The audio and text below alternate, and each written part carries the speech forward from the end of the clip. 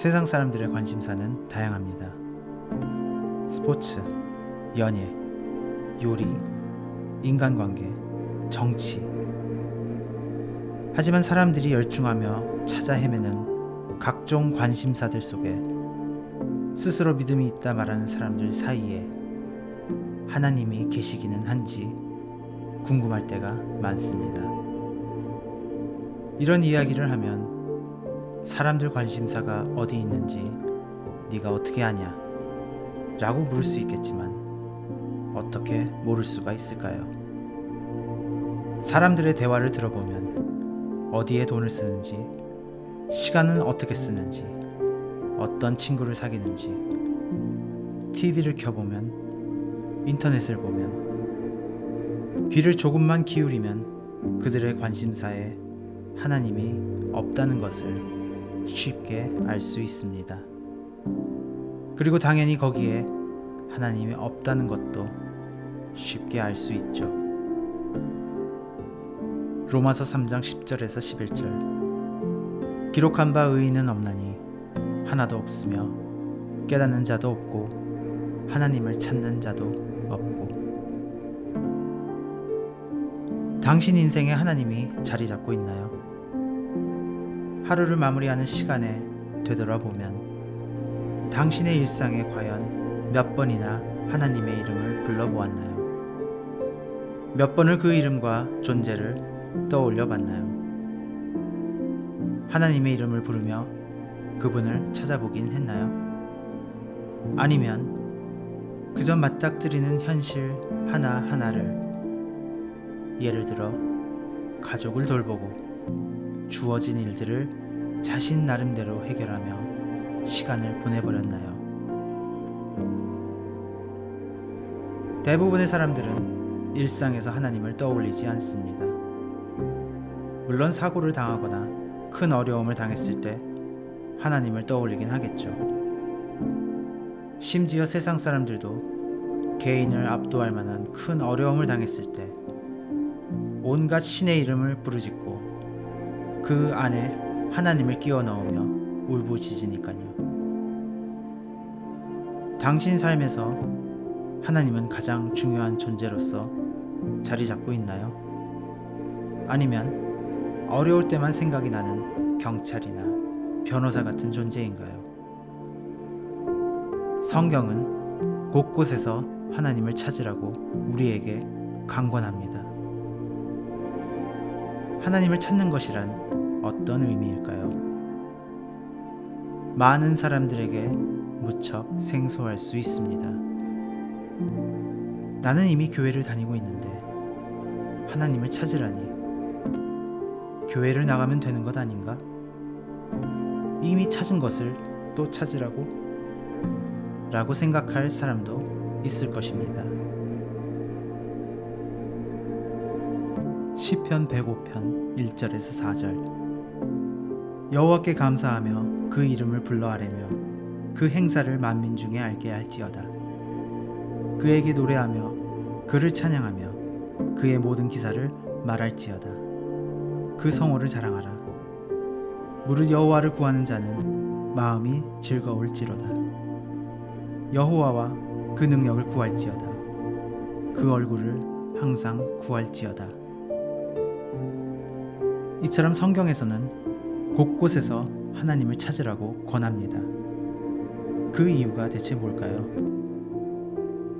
나는 이미 믿음을 가지고 있고 예수 그리스도를 마음으로 영접했는데 어째서 성경은 자꾸만 하나님을 찾으라고 할까요? 히브리서 11장 6절 믿음이 없이는 기쁘시게 못하나니 하나님께 나아가는 자는 반드시 그가 계신 것과 또한 그가 자기를 찾는 자들에게 상 주시는 이심을 믿어야 할지니라. 많은 사람들이 이 구절을 보았을 때 특별히 기억에 남는 부분이 있습니다. 바로 상 주시는 이 부분이죠. 저 자신만 해도 어릴 적에 이 부분에 크게 매료되어 오랫동안 암송을 했던 기억이 있습니다.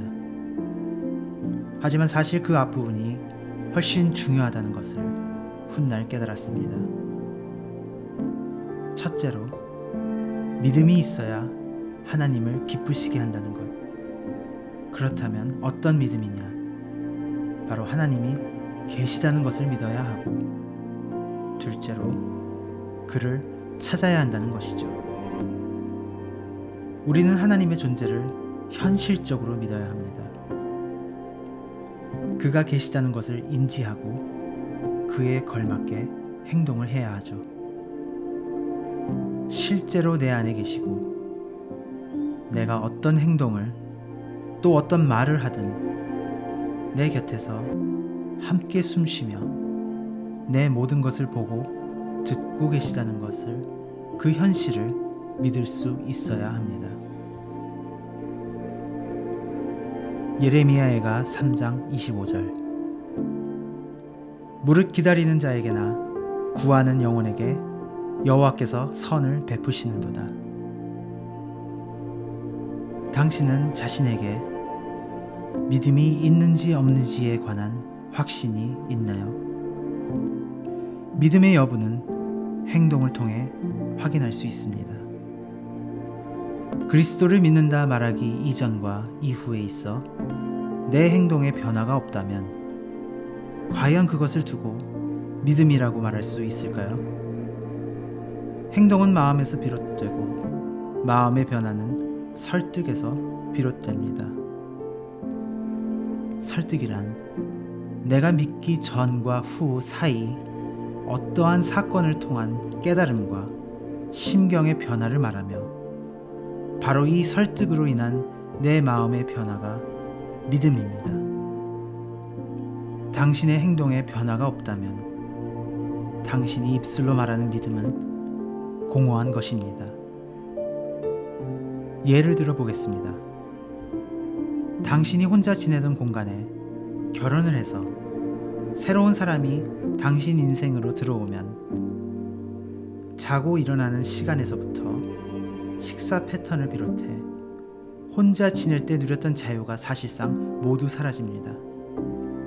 스스로 자유를 반납하고 구속을 택하는 거죠. 바로 사랑이라는 동기로 말입니다.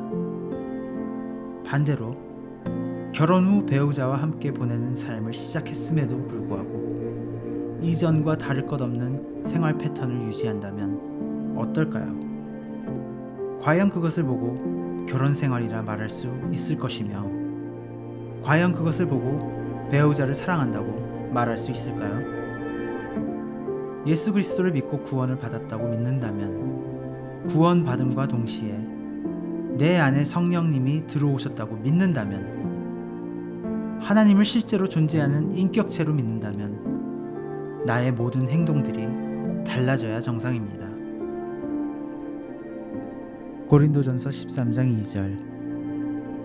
내가 예언하는 능이 있어 모든 비밀과 모든 지식을 알고 또 산을 옮길 만한 모든 믿음이 있을지라도 사랑이 없으면 내가 아무것도 아니요. 더 나아가 하나님은 어떤 분이신가? 그 독생자 예수 그리스도를 십자가에서 못 박히게 하시며 내 죄를 대속하실 정도로 나를 사랑하신다는데, 그분이 어떤 분인지 더 알고자 하는 것이 당연한 일입니다.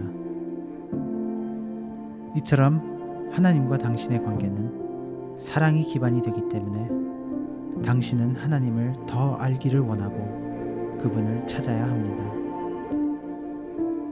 하나님은 당신을 사랑하십니다. 하나님께서 당신을 사랑하신다고 믿나요? 당신은 어떤가요? 당신은 하나님을 사랑하나요? 그렇다면 당신이 사랑한다 말하는 그 하나님에 관해 얼마나 잘 알고 있나요? 그렇습니다.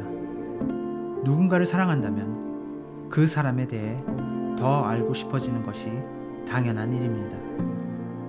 그 사람이 무엇을 좋아하는지, 어떤 것들을 싫어하는지, 나의 어떤 행동을 보고 기뻐하는지 모든 것을 알고 싶어하기 마련입니다. 이처럼 하나님을 찾는다는 것은 하나님과의 관계에 있어서 더 발전을 하고자 하는 바람에서 비롯됩니다. 다시 결혼을 예로 들어보죠. 처음 결혼을 하고 함께 살기 시작하면 상대방에게 궁금한 게 많기 마련입니다.